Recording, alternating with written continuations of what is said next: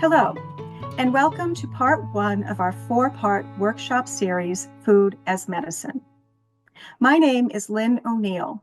I'm a licensed mental health counselor and certified integrative mental health provider. What that means is I am licensed to provide therapy services to people who are struggling with mental health challenges, and I am also certified in providing support and treatment for mental health concerns using both traditional and non-traditional techniques that work on supporting the whole person, body, mind, and spirit. Now, we're here today to talk about this concept of food as medicine.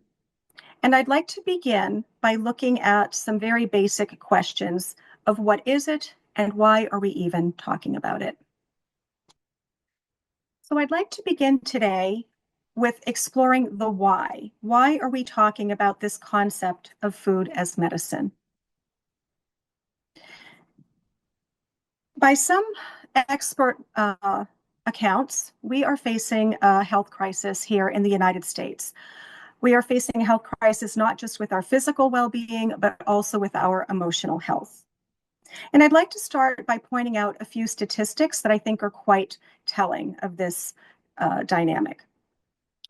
Currently, 6 in 10 adults in the United States are suffering from one or more chronic diseases, and 4 in 10 adults, or almost half of all the adults in our population, have 2 or more chronic conditions. 42% of adults and almost 20% of adolescents and children are struggling with obesity. And as of 2021, an estimated 21 million, or almost 10% of the population in the United States, has reported having at least one major depressive episode in the last year. So it stands to reason that we could be on the precipice of a real health crisis here. And for those of you who are not aware, I know I had to look this up, but the top 10 chronic diseases in the United States are here on the screen. We have obesity, hypertension, which is also known as high blood pressure, high cholesterol, cardiovascular disease, chronic kidney disease, certain types of cancer.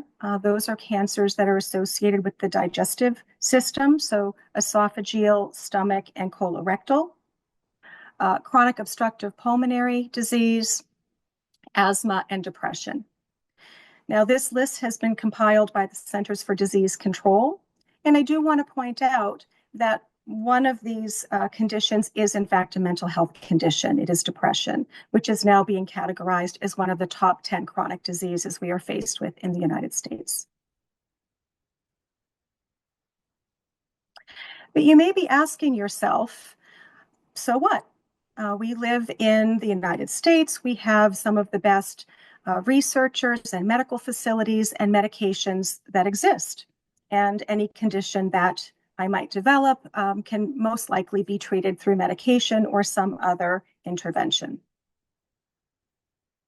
Now, while this is true, I do want to point out that some of the kind of traditional treatments that we rely on, things like medications, may not always be effective in managing our health concerns. For some people, cost is a factor. Some medications are prohibitively expensive and people can't afford them. And for some people, there are potential side effects that might develop from using medications. And sometimes those side effects can be even worse than the original condition that we're trying to treat. So it's not that medications are bad per se, but they're only one tool in our toolbox to try to manage our healthcare, and not always an effective tool at that. The other thing I want to point out is that our approach in the United States to managing healthcare is really a disease-focused approach versus a prevention-focused approach. What does that mean? What does that look like here in the United States? Well, that translates to over $1 trillion every year spent in managing chronic disease. That is not including non-direct costs, things like time away from work or time away from family, lost revenue because you had to take time off for medical appointments or procedures. And also, the United States spends more on healthcare than any other country in the world. And we're not having any better outcomes than others. And instances of chronic disease are expected to rise significantly over the next 10 years. Now, interestingly, research is also showing us that only between 25 and 30% of disease process is genetic. So what that means is 70 to 75% of disease is preventable through lifestyle factors. And would it be surprising to you to hear that 6 out of 10 chronic illnesses are preventable through diet alone? So diet being one of several components of overall wellness and one factor in lifestyle practice. Some of the others that are very important are exercise, sleep, and stress management. But certainly diet is one of the most important. And that is what we're here to talk about today. Yet, despite the important role that diet and nutrition plays in our overall physical and emotional health, medical students receive on average only 24 hours of instruction on nutrition in their entire medical school education. Not only that, there is no requirement to teach nutrition in terms of health management. There are only recommendations put out by the National Academy of Sciences.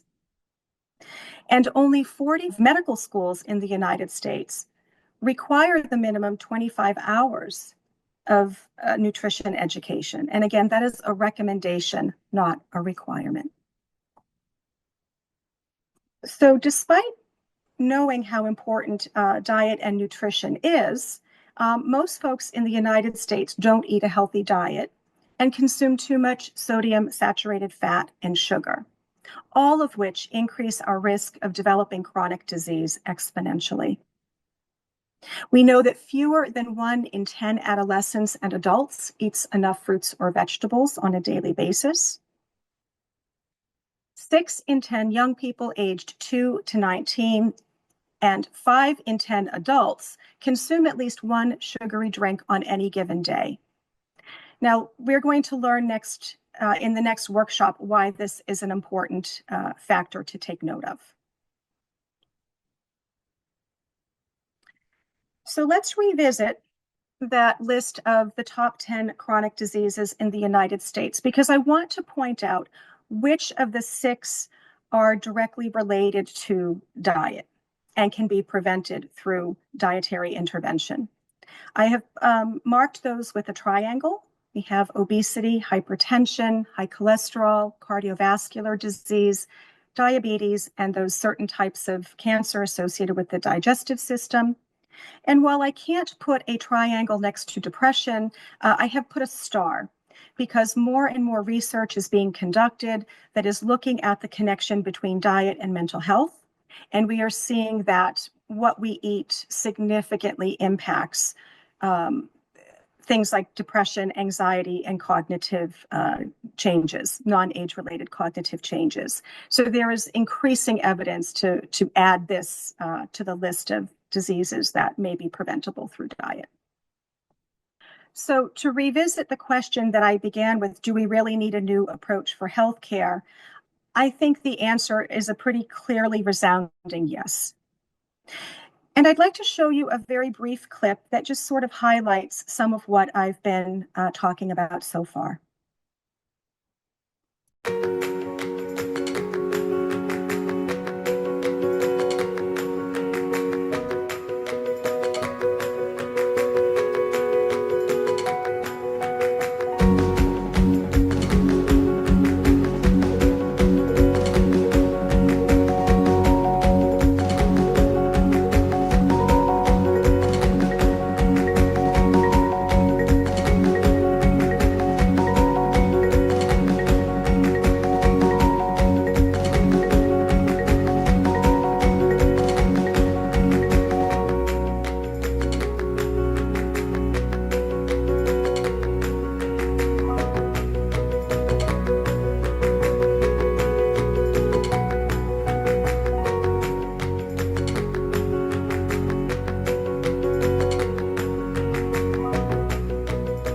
I think that video does nicely demonstrate and summarize a little bit of what we've been learning so far, and it also highlights some of the things that we will continue to discuss in the upcoming workshops. And now that we've gone through the why, I'd like to look at the what. What is this concept of food as medicine? Now, some of you may already have heard of it, and in many ways, it is not a new approach at all. Hippocrates, the founding father of modern medicine, said centuries ago, "Let food be thy medicine." And yet we have not heeded that in our development of our current medical system.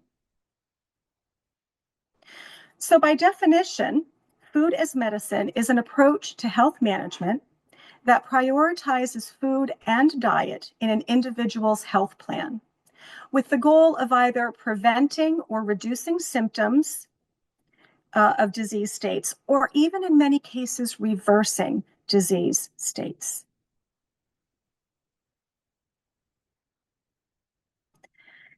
And this is becoming an increasing focus in our culture because we're really starting to see the impact, the tremendous impact that diet has on both our physical and our emotional health. Researchers have found that eating too much or too little of certain foods and nutrients can raise the risk of dying of heart disease, stroke, and diabetes. We also know that eating highly processed, fatty, salty, or sugary foods contributes to a worsening of almost every chronic disease, physical and emotional, and not just the ones that were on that top 10 list, but others as well. And we also are increasingly learning how eating a diet that is rich in whole natural foods has been shown to be effective in treating all chronic diseases. I would add, we are learning that we can actually prevent chronic diseases from developing to begin with if we focus on eating whole natural foods on a regular basis. So how does this work? How does this system of food as medicine work?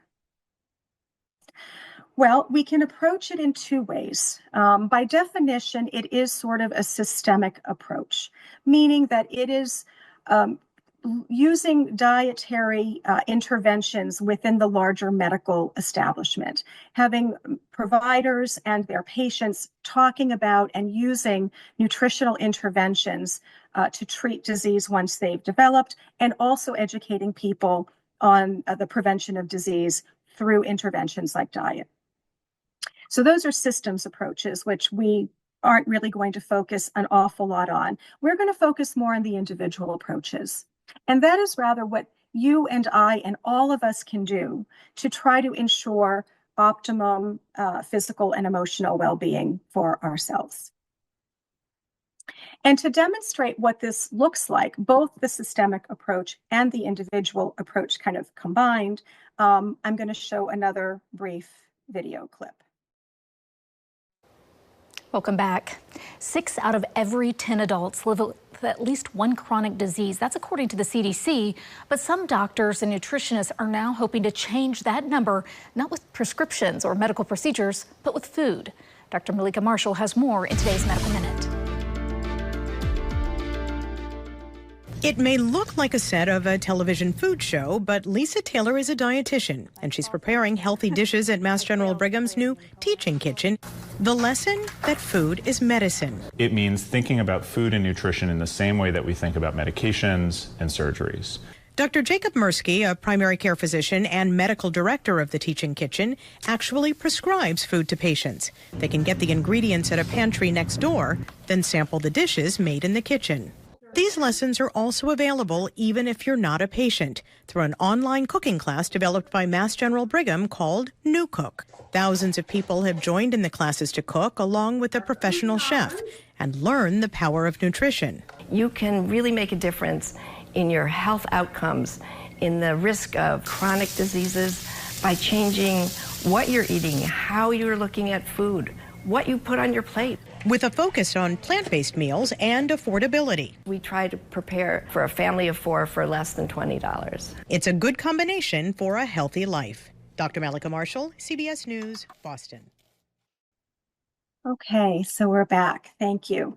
Some approaches to implementing this type of system might include things like medically tailored meals, medically tailored groceries. Again, these are on a systemic level. So this really does involve medical establishments buying into and promoting the idea of food as medicine. And it is happening increasingly.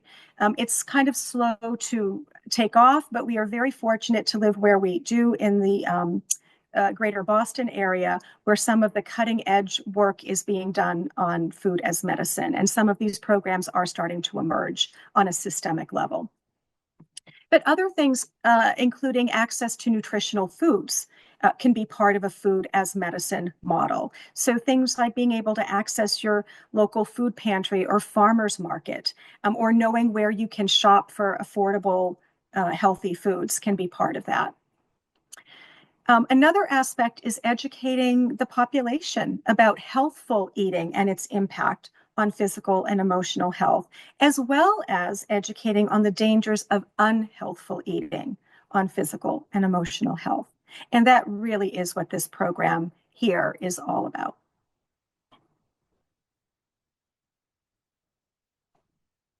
So you may be asking yourself, but does it work? It's just food. It's just what I'm eating. How could that possibly have such a significant impact on, my overall health outcomes? And while there certainly are lots of testimonials that I could show you, I am going to show you one brief clip that I think demonstrates nicely not just the impact of physical health, but also mental health through dietary intervention. So when you start doing a dietary approach and a lifestyle approach, you're providing the resources that your body needs to heal and the opportunity to heal, which you get through sleep and you get through the hormone regulation that comes with stress management and activity. So you get resources and opportunity, and then you don't have to place a Band-Aid on the situation, right? The body has the most amazing capacity to heal itself when you actually give it the resources and the opportunity. And so when we give our bodies that chance to be healthy, our bodies take it. We don't need to just drug ourselves up to not feel bad. We can actually feel amazing. So I used to be morbidly obese. I had over a dozen different diagnosed health conditions, including 3 autoimmune diseases. And I was sick. I was in pain all the time. I had migraines. I had depression and anxiety. I didn't have any energy. And I had 2 young daughters. And I was right at the cusp of this really high-profile academic career without the energy to be a career mom and without the energy to try to balance what's necessary to run a successful academic lab in the current funding environment and be the best mom that I wanted to be for my children. And so I had to take time off of my career in order to just do one thing at a time. And I was not surviving motherhood. I was getting sicker and sicker. I was not getting enough sleep. I was a wreck and I needed a solution. So I started to apply my scientific background to my own health and experienced absolutely, what some people would call miraculous health turnaround. So within 2 weeks of changing my diet, I was able to discontinue 6 prescription medications. And it gave me back something that I didn't even understand I could have again. I really love that video because I think it succinctly demonstrates what this model can do for somebody, just an average everyday person who's just trying to get through their life, feel good about what they're doing, have energy to get through their day, and to not feel depressed and anxious all the time. It is possible. And if you're interested in seeing more than just that brief clip, I would highly recommend that entire documentary. It's called Food as Medicine. I do not get any I'm not a spokesperson for them. I don't get any incentives for highlighting. I just think it's a very well done documentary that speaks to this idea. It is available for free on YouTube, and I believe it's available on Amazon Prime as well. So I'd like to talk now a little bit about the blue zones. Now, some of you may have heard about the blue zones. They've been getting a lot of media attention, and there was actually a very good Netflix miniseries recently highlighting the work of the Blue Zones organization. And the reason I'm bringing them into this discussion is that the blue zones are these areas in the world that have been discovered to have the highest populations of people living into their very elder years, 80s, 90s, and even in their hundreds. They are shown to have the highest numbers of centenarians in the world. But not only are they living longer, but they're living healthier longer.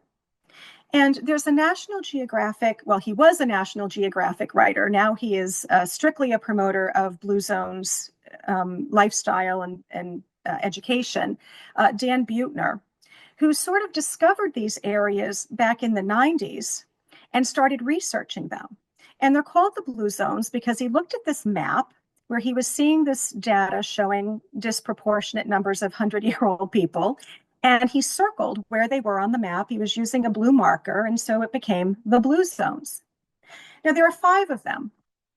And there's Okinawa, Japan, Ikaria, Greece, Sardinia, Italy, Nicoya, Costa Rica, and Loma Linda, California. Interesting that one of those areas is here in the United States, where we just saw that we don't have great health outcomes and we don't eat the healthiest diets. So how did it get on this list of blue zones? We're going to find out. What Dan Buettner found in his research was that even though these 5 regions of the world are vastly different in terms of geography, culture, and diet, they did have several things in common.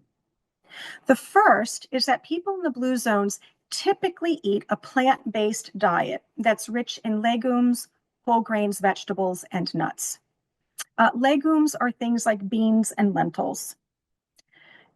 They also follow what's called the 80% rule. And the 80% rule says, when you're eating, it takes time for your brain to register that your stomach's full. And if you stop eating, when you feel about 80% full, you could eat more. But if you stop at 80%, by the time your brain registers that you're full, you're not going to overeat.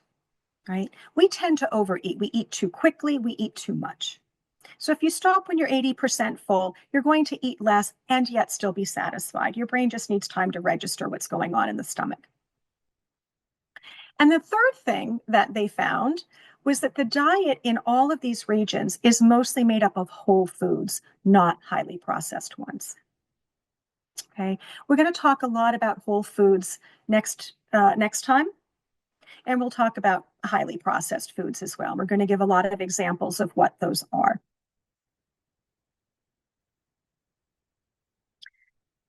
This is the last clip I'm going to show you today, but it beautifully demonstrates the work of Dan Buettner in the Blue Zones regions and his efforts to try to bring some of this information to the United States.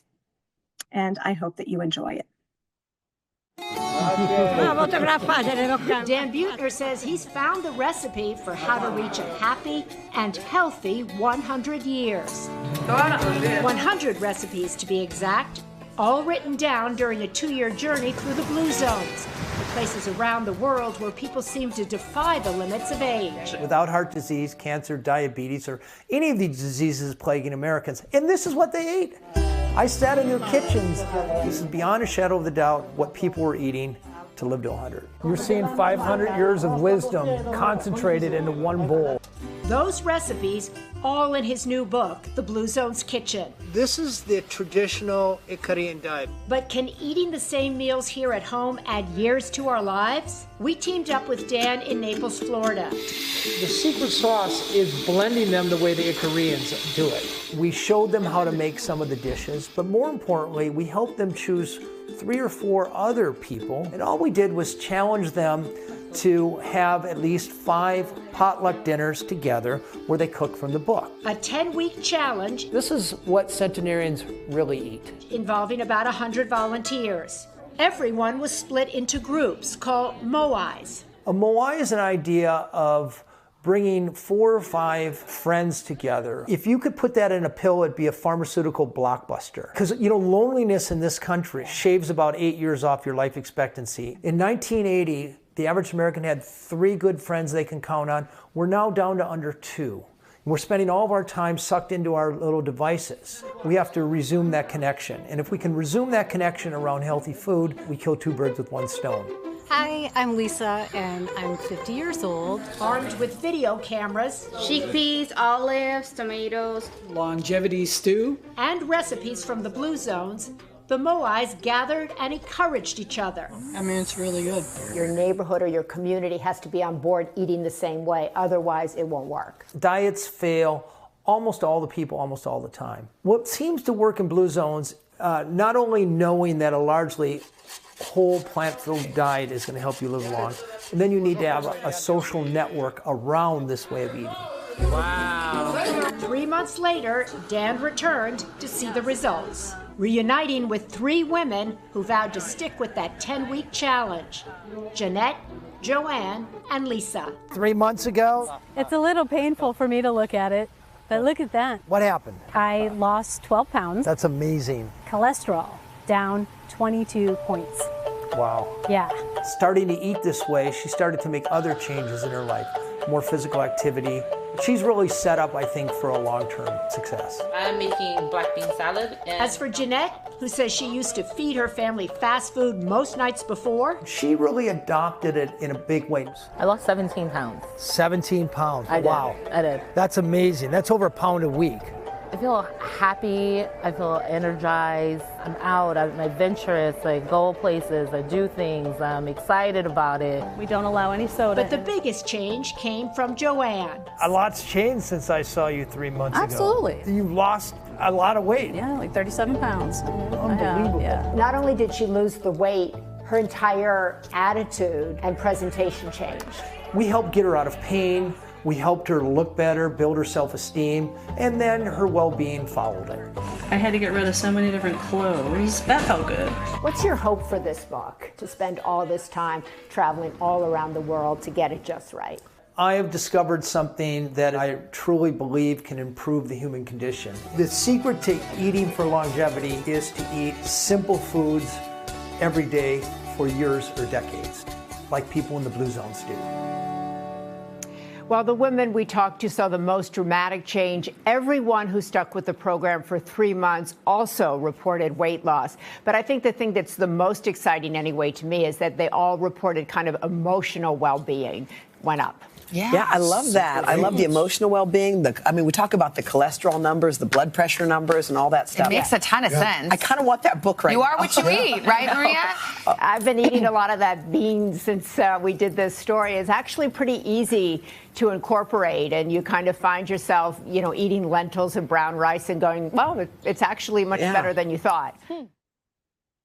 So again, just a nice demonstration of how this philosophy of food as medicine can really be impactful on people's lives. Again, demonstration of real life testimonials, people that have adopted this way of eating and who have had tremendous physical and emotional benefits as a result. And so, in closing for today's workshop, I would like to impart this wonderful quote by Thomas Jefferson. Again, these are not new concepts of using nutrition as a way to manage health. But Thomas Jefferson said, "The doctor of the future will no longer treat the human frame with drugs, but rather will cure and prevent disease with nutrition." Thank you so much for joining me today for the first part of our 4-part workshop series, Food as Medicine. I hope you enjoyed it and learned something, and I hope that you will come back for the remainder of the presentations. I am putting my contact information on the screen. I would love to hear from you, your questions, feedback, and comments. Thank you so much.